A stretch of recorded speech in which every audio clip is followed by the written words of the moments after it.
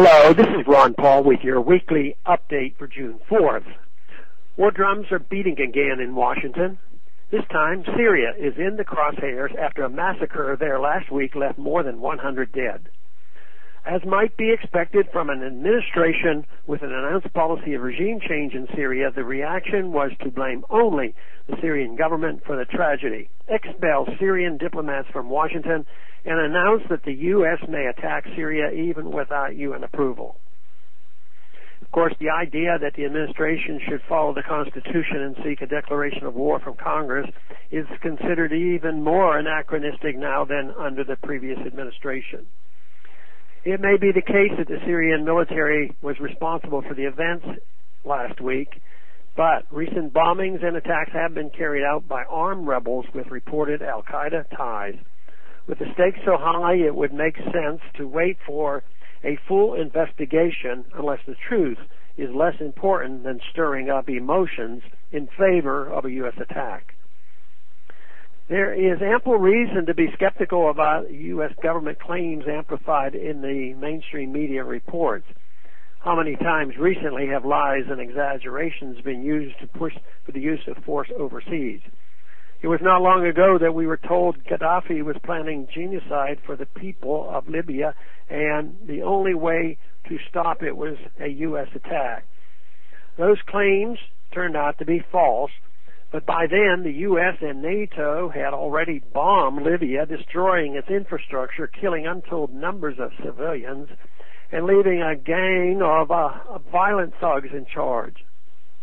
Likewise, we were told numerous falsehoods to increase popular support for the 2003 war on Iraq, including salacious stories of transatlantic drones and weapons of mass destruction. Advocates of war did not understand the complexities of Iraqi society, including its tribal and religious differences. As a result, Iraq today is a chaotic mess with its ancient Christian populations eliminated and the economy set back decades. An unnecessary war brought about by lies and manipulation never ends well. Earlier still, we were told lies about genocide and massacres in Kosovo to pave the way for President Clinton's bombing campaign against Yugoslavia. More than 12 years later, that region is every bit as unstable and dangerous as before the U.S. intervention, and American troops are still there. The story about the Syrian massacre keeps changing, which should raise suspicions.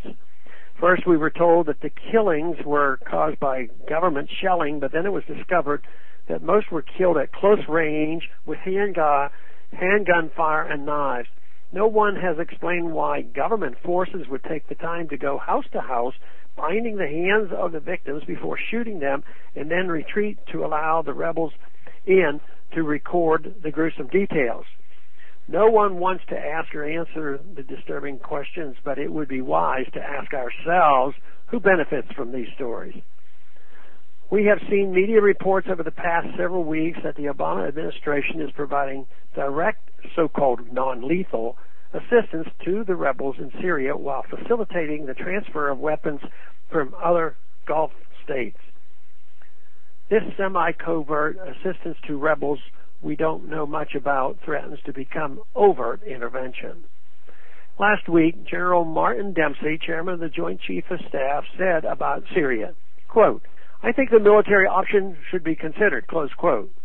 And here, all along, I thought that it was up to Congress to decide, not the generals, when we go to war.